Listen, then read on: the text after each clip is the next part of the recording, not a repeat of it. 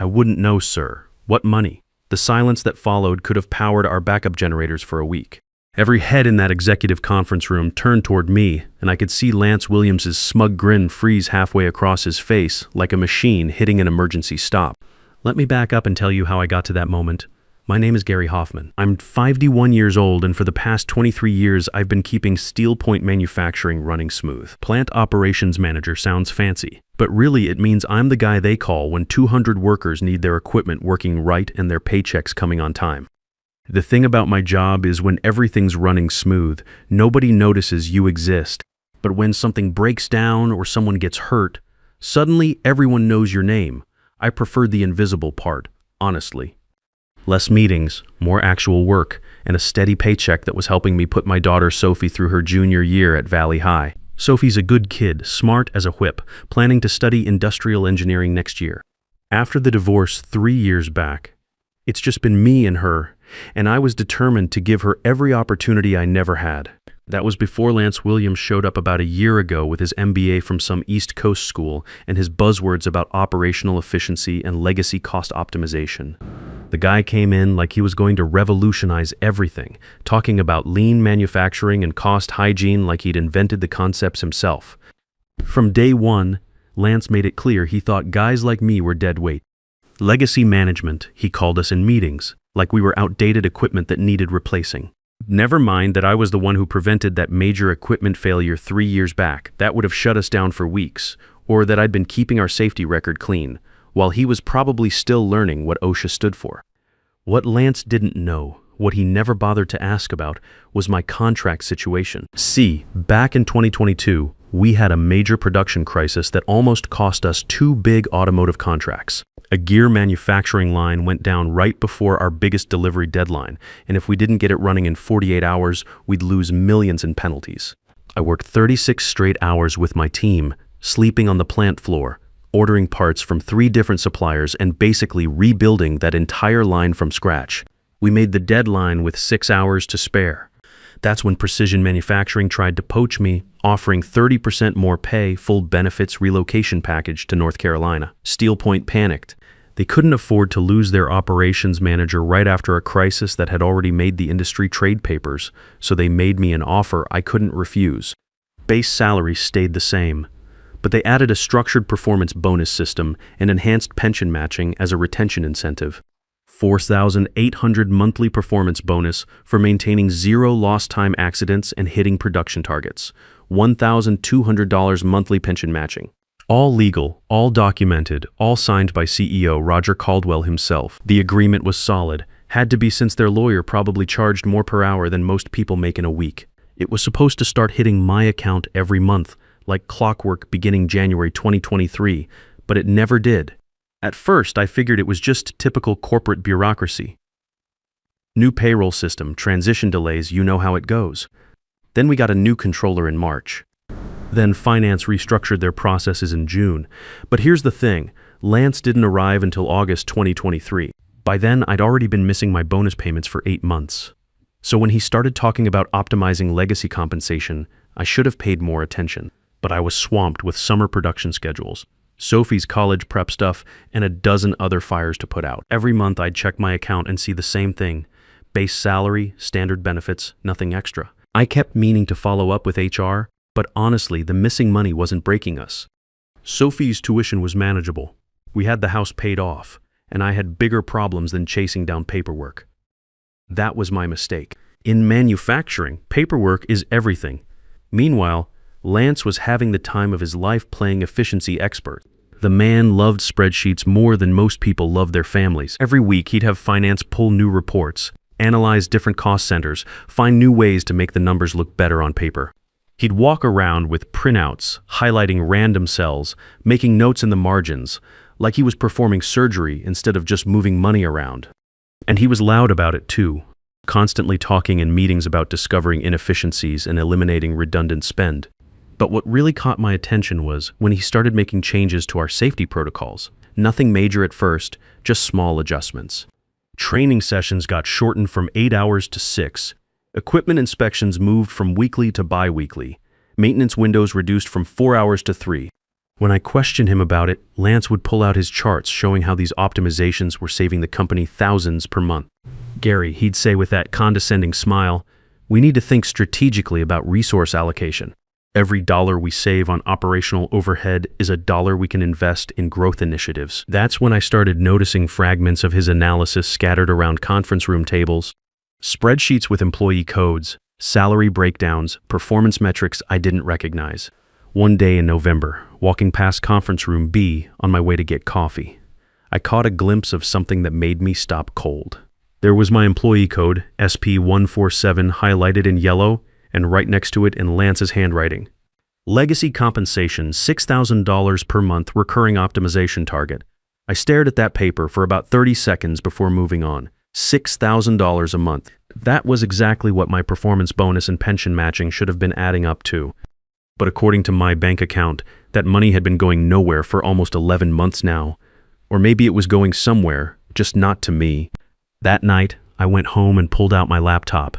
If Lance was tracking my supposed $6,000 monthly payments as an optimization target, then somebody somewhere thought that money was being paid out. I needed to find out who, and more importantly, where it was actually going.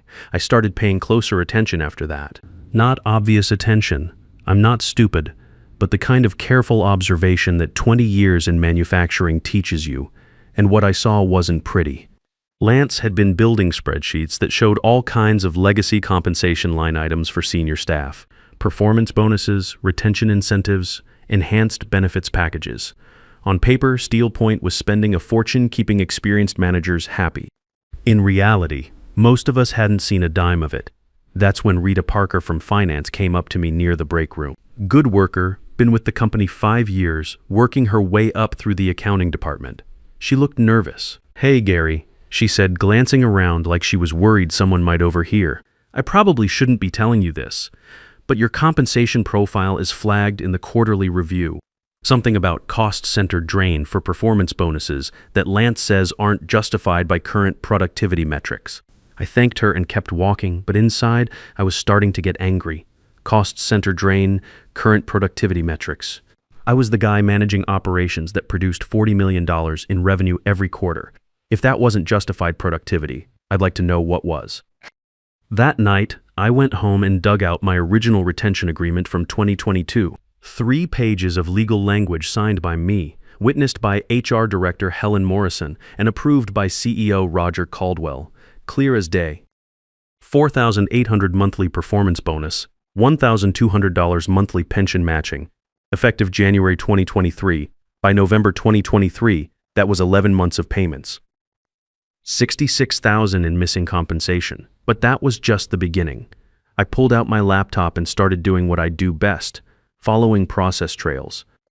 If Steelpoint's payroll system was supposed to be sending me $6,000 a month but wasn't, then somewhere in their network there had to be a record of where that money was actually going. Now, I want to be clear about something. I wasn't hacking into company systems or doing anything illegal. As operations manager, I had legitimate access to financial transaction logs for budget oversight purposes. It was part of my job to track unusual spending patterns and verify cost allocations. I just hadn't been looking at my own compensation before. What I found made me sick to my stomach. Every month since January 2023, there was a transaction for $6,000 routed from the general payroll account. My employee code was right there in the transaction reference. But instead of going to my direct deposit account, the money was being diverted to something called Operations Discretionary Fund, Strategic Resource Allocation. The approval signature on every single transaction, Lance Williams. I sat there staring at my screen for about 10 minutes, just trying to process what I was looking at. This wasn't a mistake. This wasn't some payroll glitch or system error. This was systematic fraud, documented in the company's own financial records, with a clear paper trail leading straight back to Lance. But it got worse. I started digging deeper into this operations discretionary fund and found it wasn't just my money. 3 other senior managers, guys who'd been with the company for years, had similar diversions. Dean Foster from maintenance had been missing his safety bonus payments.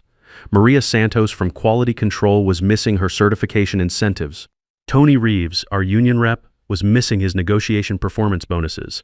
In total, Lance had been skimming about $18,000 a month from senior management staff for the past 11 months. That's close to $200,000 in stolen wages, all sitting in an account he controlled. But that wasn't even the worst part. I pulled up the spending logs from this discretionary fund and found something that made my blood run cold. Lance had been using our money to fund budget cuts that put workers at risk. Look at this. In March, he canceled a $12,000 safety training program and used the money for a strategic consulting initiative that turned out to be a golf weekend in Scottsdale. In June, he delayed $8,000 worth of equipment maintenance and spent it on efficiency analysis software that nobody had ever seen. In August, right after he arrived, he cut our emergency response drill budget by $15,000 and used it for what he called operational optimization consulting. I found receipts for that one dinner meetings at restaurants that cost more per meal than most of our guys make in a day. The really clever part was how he'd structured it.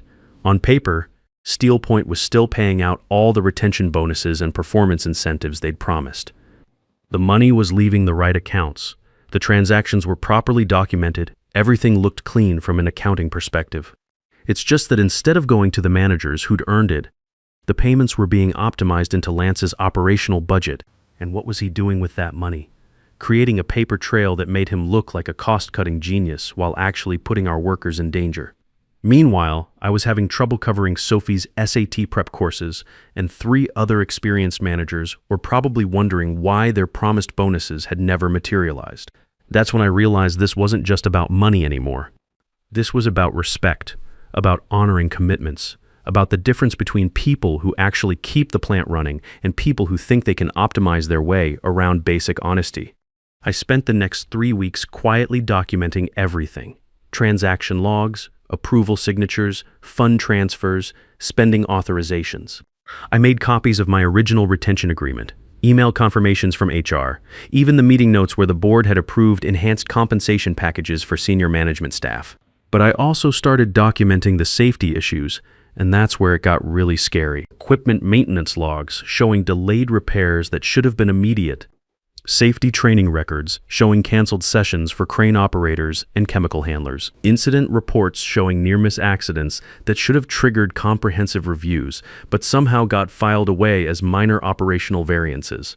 In September, we had a hydraulic line burst on the main press that could have seriously injured someone. The maintenance log showed it was due for inspection 2 weeks earlier, but the work order had been canceled to optimize resource allocation.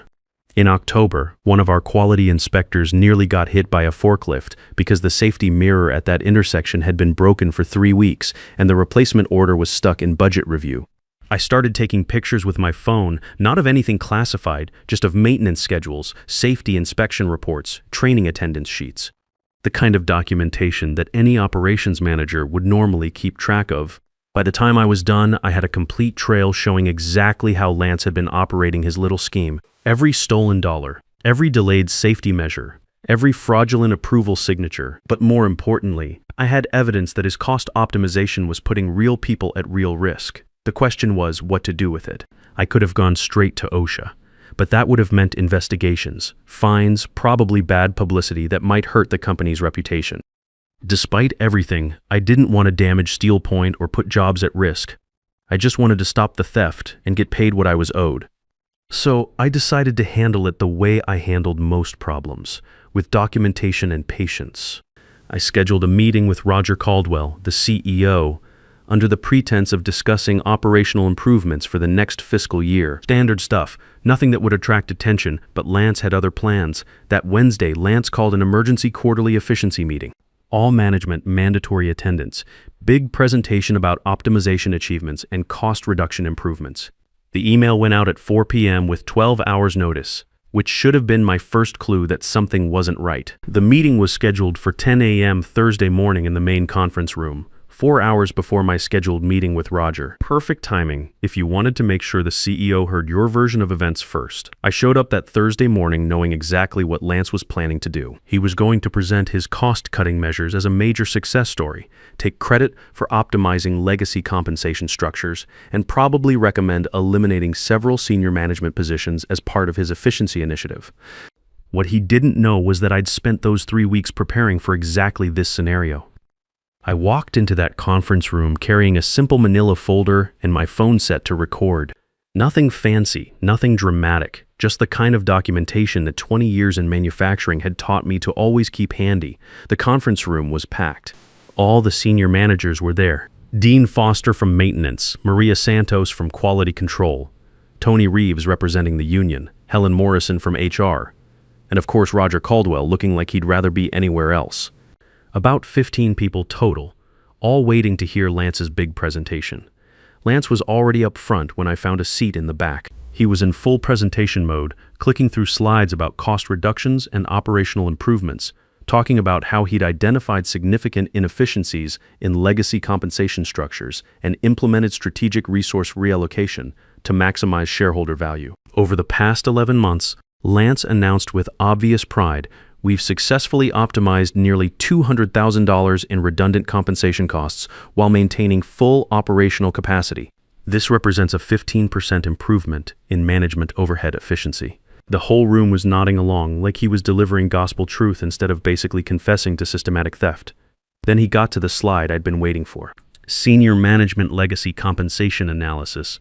Lance announced, clicking to a slide that showed a breakdown of what he called excessive legacy staff compensation packages. There it was, right up on the big screen for everyone to see. My employee code, my job title, and a line item showing $6,000 monthly in redundant performance incentives and pension optimization opportunities. Take Gary Hoffman, for example, Lance said, and I swear he looked directly at me when he said it. Operations manager with legacy compensation structures that frankly don't align with current market realities or operational needs. He clicked to the next slide, which showed a cost-benefit analysis that would have been impressive if it wasn't complete fiction. According to Lance's numbers, my legacy compensation package was costing the company $72,000 annually above standard market rates for similar positions. I mean, he said with that smug grin of his, isn't $4,800 a month in performance bonuses plus $1,200 in enhanced pension matching excessive for basic operations management when we could restructure similar functions for a fraction of the cost? I could see Dean Foster shifting uncomfortably in his seat. Maria Santos was frowning at her notes. Even Tony Reeves looked confused, probably wondering why he was hearing about compensation packages he'd never seen in any union negotiations. The room was dead quiet. A few people were taking notes. I could see Roger Caldwell in the front row nodding thoughtfully like he was seriously considering whether his most experienced operations manager was actually worth keeping around. That's when I stood up, slowly, calmly, no drama. Just a 51-year-old guy who'd had enough of watching someone lie about money that was supposed to be helping pay for his daughter's future. I wouldn't know, sir. I said loud enough for everyone to hear. What money? You could have heard a pin drop in that room. Lance just froze there up front, his finger still pointing at the slide, his mouth hanging open like a fish out of water. The color started draining from his face as he realized what I'd just said. Excuse me? He finally managed, his voice cracking slightly. I walked to the front of the room, pulling out my manila folder. You said I'm getting $6,000 a month in performance bonuses and pension matching, but according to my bank records, I haven't received a single extra payment in 11 months. The room was getting very quiet now, and I could feel the attention shift. People were sitting up straighter, paying closer attention. I opened the folder and pulled out my retention agreement. This is my signed compensation addendum from 2022, approved by CEO Roger Caldwell and witnessed by HR Director Helen Morrison. It clearly states $400-800 monthly performance bonus and $1,200-200 monthly pension matching, effective January 2023. Roger was leaning forward now, suddenly very interested in what I had to say. Helen Morrison was reaching for her tablet, probably pulling up personnel files. This, I continued, pulling out a second document, is my bank statement summary for the past 11 months. Base salary, standard benefits, no additional payments.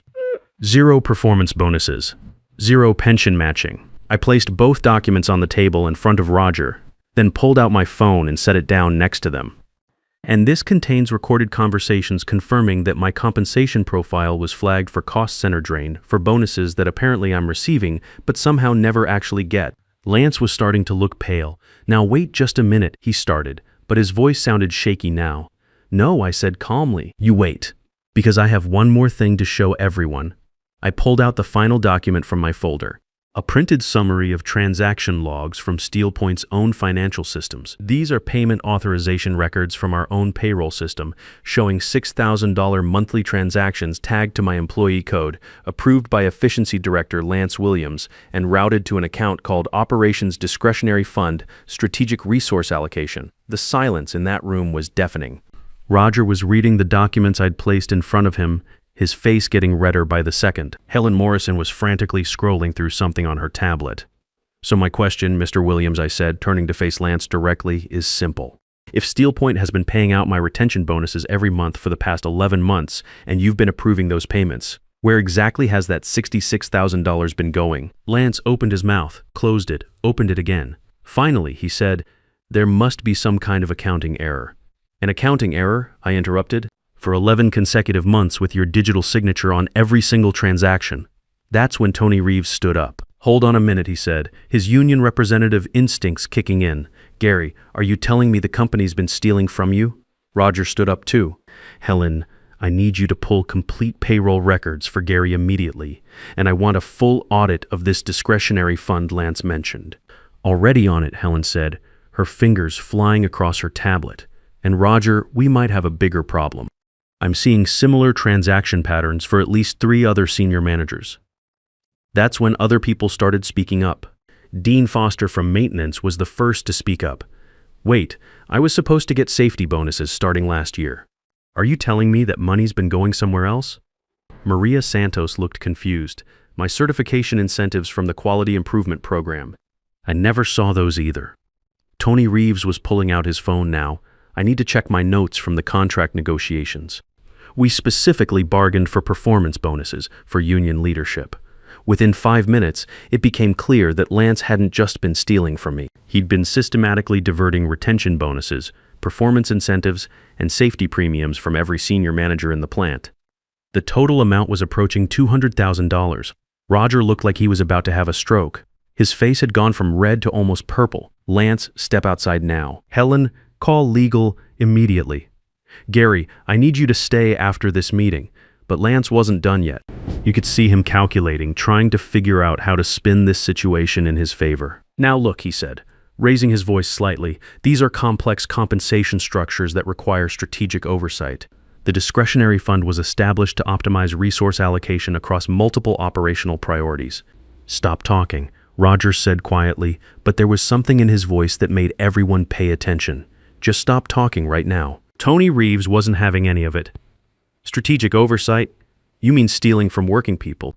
Roger, this is a clear violation of our collective bargaining agreement. The union's going to want a full investigation. Helen Morrison looked up from her tablet. Roger, I can pull the complete audit within an hour, but if these transaction records are accurate, we're looking at potential criminal charges. Wire fraud, embezzlement, probably others. That's when Lance finally realized how much trouble he was in. The color drained completely out of his face, and he started backing toward the door. I think there's been a misunderstanding, he said, his voice shaky now. I should probably consult with my own attorney before we continue this discussion. Good idea, Roger said, but you're not leaving this building until security arrives. And that's when I knew it was over. But before security could get there, something else happened that made this whole situation even better. Helen's tablet started beeping with an urgent alert. Oh no, she said, looking at her screen. We've got an OSHA inspector at the front gate. Surprise inspection, effective immediately. Roger went completely white. OSHA? Today? Why today? Anonymous complaint about safety violations and delayed maintenance. Helen read from her screen. They're specifically asking about hydraulic systems, forklift safety, and training compliance. I watched Lance's face as the reality hit him. Not only was he about to be arrested for embezzlement, but OSHA was about to discover all the safety shortcuts he'd been taking with our stolen money. Tony Reeves was already on his phone. I'm calling the union office. We need our safety representative here now. He looked at Roger. And Roger, just so we're clear, the union's going to cooperate fully with any investigation, but we expect complete transparency about compensation theft.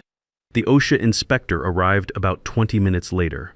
Professional woman in her 40s, clipboard in hand, looking like she meant business. Maria Santos from Quality Control volunteered to give her the plant tour, while Roger dealt with the Lance situation. Security escorted Lance to a conference room where he waited for 3 hours while lawyers and accountants picked apart every transaction he'd authorized since joining the company. When they were done, they walked him to the parking lot and told him not to come back. His final act of desperation was trying to claim the discretionary fund was a legitimate cost-saving measure. According to him, he'd been optimizing compensation inefficiencies by consolidating payments into a single fund that could be strategically deployed for maximum operational impact. The problem with that story was the paper trail. Every dollar he'd stolen had been spent on personal expenses disguised as business costs. The golf weekend in Scottsdale. The expensive dinners that never produced any actual business results. The consulting fees paid to his former MBA classmates who never delivered any reports. By Friday, Steelpoint had filed a criminal complaint with the FBI. By Monday, Lance Williams's brief career as a corporate efficiency expert was front-page news in the local business journal. Not the kind of publicity that helps you find your next job, but my real satisfaction came from what happened next. The OSHA inspection found multiple violations that could have resulted in serious injuries, delayed maintenance on hydraulic systems, missing safety equipment, inadequate training documentation, all directly traceable to Lance's budget cuts. Instead of fines and negative publicity, Roger turned it into a positive. He hired an external safety consultant, implemented a comprehensive maintenance program, and used Lance's theft as an opportunity to completely overhaul our safety protocols. Roger called me into his office the following Tuesday for what he called a strategic restructuring conversation. The man looked like he'd aged 5 years in 1 week, but he seemed determined to make things right. "Gary," he said, "I owe you an apology. And more than that, I owe you a solution." He handed me a check for $66,000. My full 11 months of missing compensation, with no deductions, no legal fees, no bureaucratic delays, just the money I'd earned, paid in full. "That's the back pay," he said, "but we're also implementing immediate changes to prevent this from happening again." Those changes included a new position, Regional Safety Director, a title that basically meant I'd be the guy making sure nobody could ever pull another Lance Williams on Steelpoint's workforce. The job came with a 35% salary increase, enhanced benefits, and direct reporting to the board of directors. Plus, they honored my original retention agreement going forward, with automated payments that couldn't be intercepted or optimized by middle management. And here's the best part, they extended the same protection to all senior staff, no more discretionary funds, no more strategic resource allocation, just honest pay for honest work. The other managers got their money too. Dean Foster received $48,000 for his missing safety bonuses. Maria Santos got $32,000 for her certification incentives. Tony Reeves collected $54,000 for his negotiation performance bonuses. Total payout from Steelpoint, $200,000 in stolen wages, plus penalties and legal fees. Sophie finished her junior year without any financial stress about college applications. With the settlement money, we could afford to apply to any school she wanted without worrying about student loans. The kid's been talking about industrial engineering with a focus on workplace safety. Apparently, she was impressed by how documentation and persistence took down someone who thought he was smarter than the system. As for Lance, the last I heard, he was working as a business development associate for a small consulting firm in another state. Different industry, lower pay, probably no discretionary funds to manage. His LinkedIn profile still lists his MBA, but there's a notable gap where his Steelpoint experience used to be. I kept one thing from the whole experience. That manila folder I'd carried into the meeting, not because I needed evidence anymore, but because it reminded me of something important. Sometimes the quiet guy who actually knows how things work has more power than the loud guy who thinks he can optimize his way around basic honesty. These days, my new office overlooks the same parking lot where security escorted Lance to his car that last day. Every morning when I arrive for work, I remember that moment when someone tried to steal from hard-working people and discovered that stealing from the wrong guy can end your career. The union negotiated stronger protection contracts based on what happened to us. Other plants in the company implemented similar safeguards, and OSHA used our case as a model for how to handle anonymous safety complaints. They say documentation is boring, but I learned something better. Proper documentation with timestamps is justice. Corporate bullies count on you staying quiet and invisible, but quiet doesn't mean powerless. It just means you have time to gather evidence before you speak up. And when you finally do speak up, you better make sure you have the receipts.